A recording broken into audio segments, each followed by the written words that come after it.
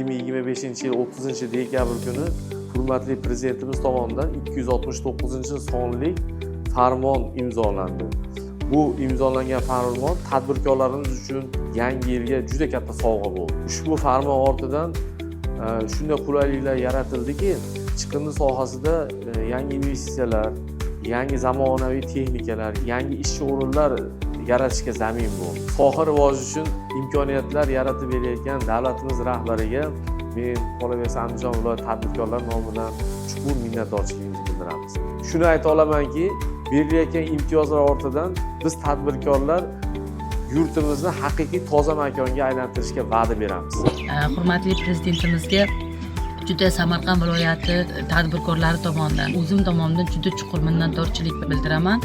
Bizni sanitar korxonalar yana kengayishga, katta korxonalarimizni ochishimizga, investitsiya olib kirishimizga juda katta imtiyozlar berdi. Tamojniy to'lovlarini ochib berdilar.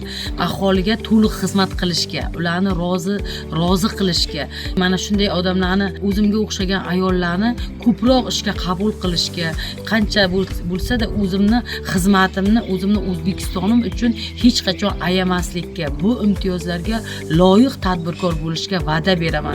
Muhtaram prezidentimizning g'amxo'rliklari, bizlarga e'tiborlari, birinchidan ijtimoiy sohalarimizda, mana ish haqqi sohalarida soliqni 1% qilib berdilar.